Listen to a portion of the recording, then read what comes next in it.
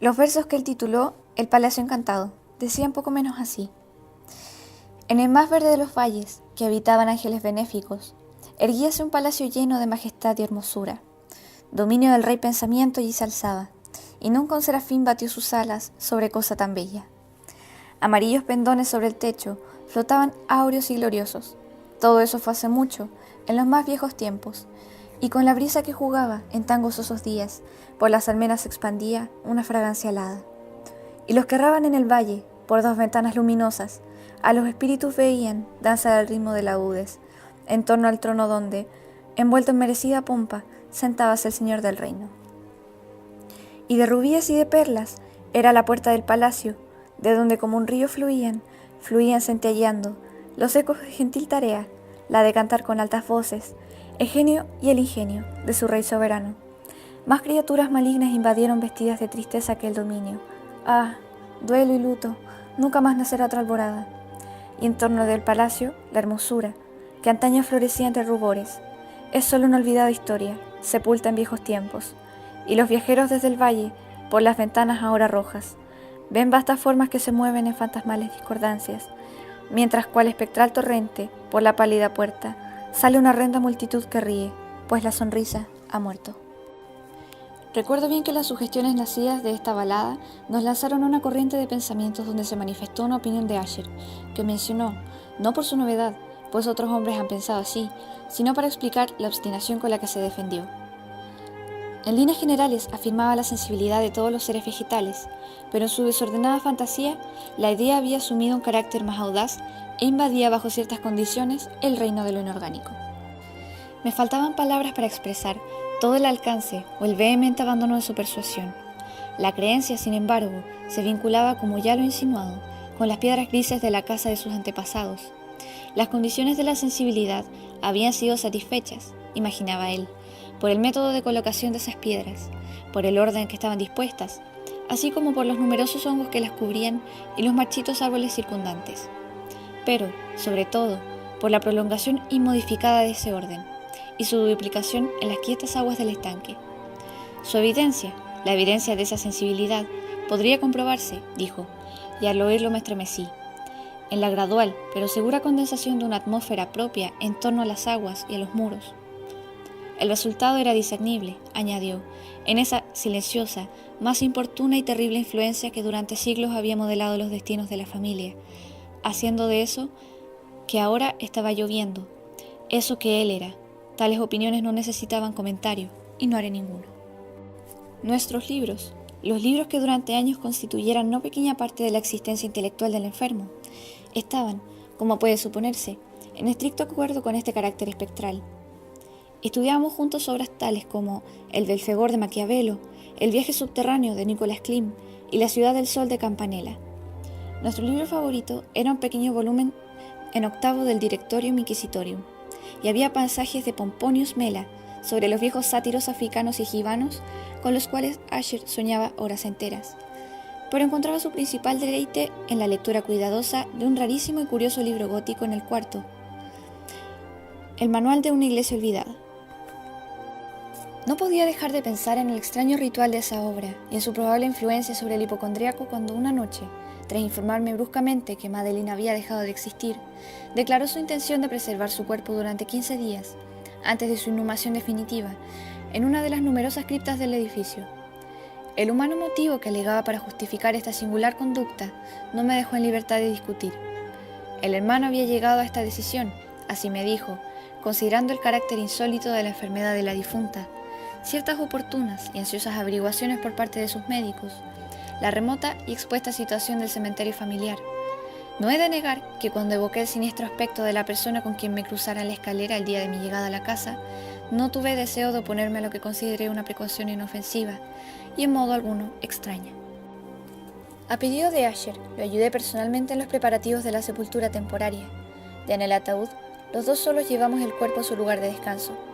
La cripta donde lo depositamos, por tanto tiempo clausurada, que las antorchas casi se apagaron en su atmósfera opresiva, dándonos poca oportunidad para examinarla, era pequeña, húmeda y desprovista de toda fuente de luz. Estaba a gran profundidad, justamente bajo la parte de la casa que ocupaba mi dormitorio. Evidentemente, había desempeñado en remotos tiempos feudales el siniestro oficio de mazmorra, y en los últimos tiempos el de depósito de pólvora o alguna otra sustancia combustible, pues una parte del piso y todo el interior del largo pasillo abovedado que nos llevaba hasta allí estaban cuidadosamente revestidos de cobre. La puerta de hierro macizo tenía una protección semejante. Su inmenso peso, al moverse sobre los goznes, producía un chirrido agudo, insólito. Una vez depositada la fúnebre carga sobre los caballetes, en aquella región de horror, retiramos parcialmente hacia un lado la tapa todavía suelta del ataúd y miramos la cara de su ocupante.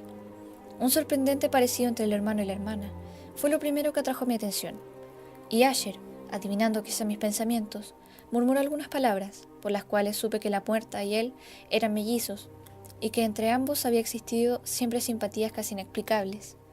Nuestros ojos, sin embargo, no se detuvieron mucho en la muerta, porque no podíamos mirarla sin espanto. El mal que llevaba Madeline a la tumba, en la fuerza de la juventud, había dejado, como es frecuente en todas las enfermedades de naturaleza estrictamente cataléptica, la ironía de un débil rubor en el pecho y la cara, y la sonrisa suspicaz, lánguida, que es tan terrible en la muerte. Volvimos la tapa a su sitio y la atornillamos, y asegurada la puerta de hierro, emprendimos camino, con fatiga, hacia los aposentos apenas menos lúgubres que la parte superior de la casa. Y entonces, transcurridos algunos días de amarga pena, sobrevino un cambio visible en las características del desorden mental de mi amigo. Sus maneras habituales habían desaparecido. Descuidado, olvidaba sus ocupaciones comunes, erraba de aposento en aposento con paso presuroso, desigual, sin rumbo. La palidez de su semblante había adquirido, si era posible tal cosa, un tinte más espectral, pero la luminosidad de sus ojos había desaparecido por completo. El tono a veces ronco de su voz ya no se oía, y una vacilación trémula, como el colmo del terror, caracterizaba ahora su pronunciación. Por momentos, en verdad pensé que algún secreto opresivo dominaba su mente agitada sin descanso, y que luchaba por conseguir el valor suficiente para divulgarlo. Otras veces, en cambio, me veía obligado a reducirlo todo a meras inexplicables divagaciones de la locura, pues lo veía contemplar el vacío horas enteras, en actitud de profundísima atención, como si escuchara algún sonido imaginario. No es de extrañarse que en su estado me aterrara y que me enficionara. Sentía que a mi alrededor, a los pasos lentos pero seguros, se deslizaban las extrañas influencias de sus supersticiones fantásticas y contagiosas. Al retirarme a mi dormitorio, la noche del 7º u 8º día después de que Madeline fuera depositada en la mazmorra, y siendo ya muy tarde, experimenté de manera especial, y con toda su fuerza, esos sentimientos. El sueño no se acercaba a mi lecho, y las horas pasaban y pasaban. Luché por racionalizar la nerviosidad que me dominaba. Traté de convencerme de que mucho, si no todo lo que sentía era causado por la desconcertante influencia del lúgubre moblaje de la habitación, de los tapices oscuros y raídos que, atormentados por el soplo de una tempestad incipiente, se balanceaban espasmódicos de aquí para allá sobre los muros, y crujían desagradablemente alrededor de los adornos del lecho. Pero mis esfuerzos eran infructuosos. Un temblor incontenible fue invadiendo gradualmente mi cuerpo, y al fin se instaló sobre mi propio corazón, un íncubo, el peso de una alarma por completo inmotivada. Lo sacudí jadeando, luchando, me incorporé sobre las almohadas, y mientras miraba ansiosamente en la intensa oscuridad del aposento, presté atención, ignoro por qué, salvo que me impulsó una fuerza instintiva, a ciertos sonidos ahogados, indefinidos, que llegaban en las pausas de la tormenta. Con largos intervalos, no sé de dónde, dominado por un intenso sentimiento de horror, inexplicable, pero insoportable, me vestí a prisa, pues sabía que no iba a dormir más durante la noche, e intenté salir de la lamentable condición en la que me había caído, recorriendo rápidamente la habitación de un extremo a otro. Había dado pocas vueltas, cuando un ligero paso en la escalera contigua atrajo mi atención. Reconocí entonces el paso de Asher. Un instante después, llamaba con un toque suave a mi puerta, y entraba con una lámpara. Su semblante tenía, como de costumbre, una palidez cadavérica, pero además había en sus ojos una especie de loca hilaridad, una histeria evidentemente reprimida en toda su actitud. Su aire me espantó, pero todo era preferible a la soledad que había soportado tanto tiempo, y hasta acogí su presencia con alivio. ¿No lo has visto?, dijo bruscamente después de echar una mirada a su alrededor, en silencio. ¿No lo has visto? Pues aguarda y lo verás. Y diciendo esto, protegió cuidadosamente la lámpara y se precipitó a una de las ventanas y la abrió de par en par a la tormenta. La ráfaga entró con furia tan impetuosa que estuvo a punto de levantarnos del suelo. Era en verdad una noche tempestuosa, pero de una belleza severa, extrañamente singular en su terror y en su hermosura. Al parecer, un torbellino desplegaba su fuerza a nuestra vecindad, pues había frecuentes y violentos cambios en la dirección del viento, y en la excesiva densidad de las nubes, tan bajas que oprimían casi las torrecillas de la casa. No nos impedía advertir la viviente velocidad con la que acudían de todos los puntos, mezclándose unas con otras sin alejarse. Digo que aún su excesiva densidad no nos impedía advertirlo, y sin embargo no nos llegaba ni un atisbo de la luna o de las estrellas, ni se veía el brillo de un relámpago. Pero las superficies inferiores de las grandes masas de agitado vapor, así como todos los objetos terrestres que nos rodeaban, resplandecían en la luz extranatural de una exhalación gaseosa, apenas luminosa y claramente visible, que se cernía sobre la casa y la amortajaba. «No debes mirar, no mirarás eso», dije estremeciéndome, mientras con suave violencia apartaba a Asher de la ventana para conducirlo a un asiento. «Estos espectáculos que te confunden son simples fenómenos eléctricos, nada extraños, o quizá tengan su horrible origen en el miasma corrupto del estanque. Cerremos esta ventana, el aire está frío y es peligroso para tu salud. Aquí tienes una de tus novelas favoritas. Yo leeré y me escucharás, y así pasaremos juntos esta noche terrible». El antiguo volumen que había tomado era Matt Trist, de Lancelot Canning, pero lo había calificado de favorito de Asher por más triste broma que en serio, pues poco había en su prolijidad tosca, sin imaginación que pudiera interesar a la elevada ideal y espiritualidad de mi amigo. Pero era el único libro que tenía a mano, y alimenté la vaga esperanza de que la excitación en ese momento agitaba al hipocondríaco pudiera hallar alivio, pues la historia de los trastornos mentales está llena de anomalías semejantes, aun en la exageración de la locura que yo iba a leerle.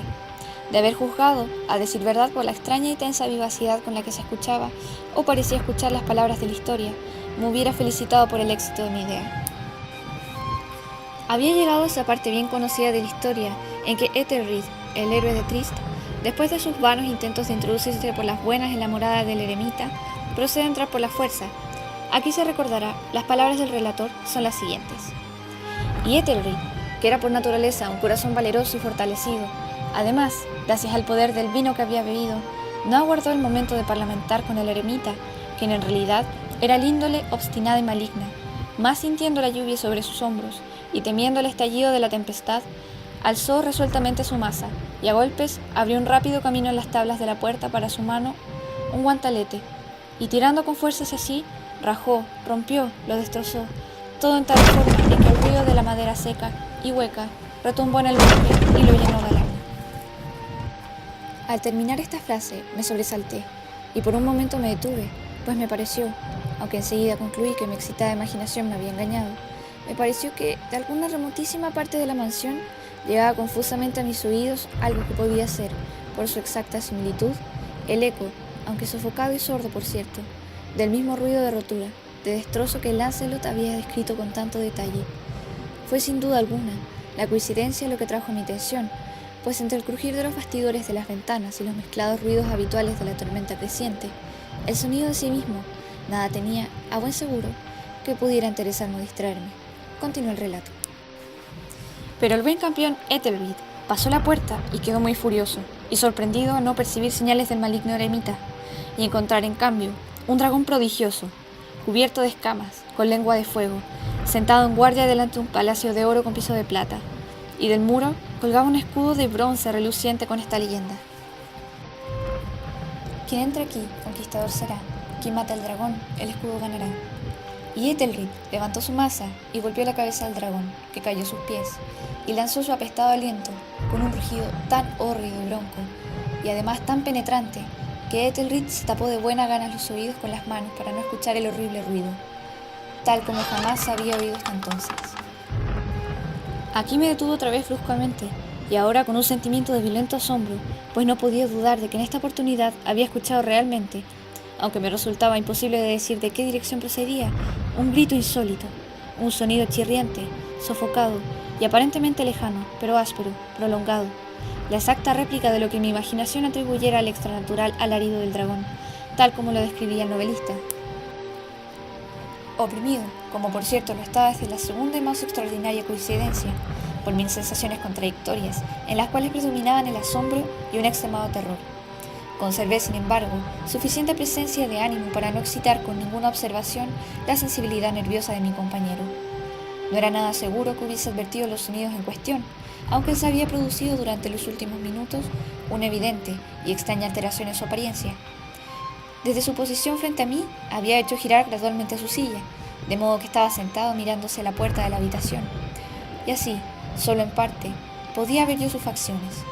Aunque percibía sus labios temblorosos como si murmuraran algo inaudible, tenía la cabeza caída sobre el pecho, pero supe que no estaba dormido por los ojos muy abiertos, fijos, que vi al echarle una mirada de perfil.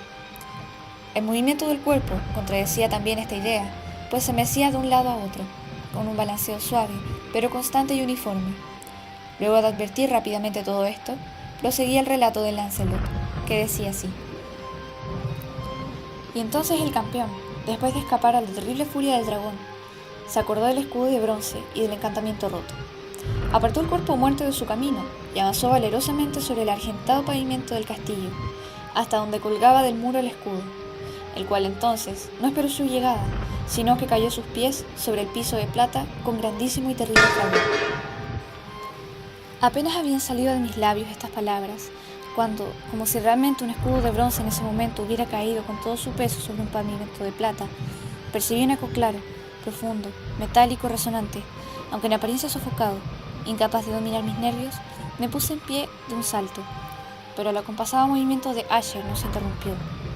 Me precipité en el sillón donde estaba sentado. Sus ojos miraban fijos hacia adelante y dominaba su persona con una rigidez pétrea. Pero cuando posé mi mano sobre su hombro, un fuerte estremecimiento recorrió su cuerpo. Una sonrisa malsana tembló en sus labios, y vi que hablaba con un murmullo bajo, apresurado, ininteligible, como si no advirtiera mi presencia. Inclinándome sobre él, muy cerca, bebí, por fin, el horrible significado de sus palabras. ¿No lo oyes? Sí, yo lo oigo, y lo he oído. Mucho tiempo.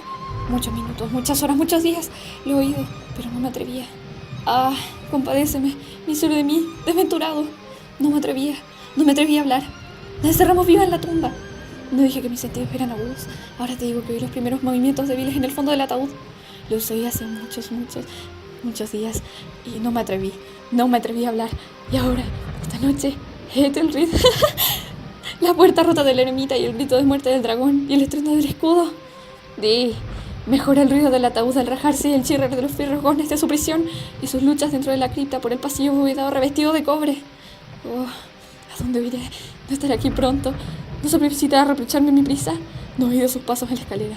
No distingo el pesado y horrible latido de su corazón. ¡Insensato! Y aquí, furioso de un salto, se puso de pie y gritó estas palabras como si en esa fuerza entregara su alma. ¡Insensato! ¡Te digo que está en el otro lado de la puerta!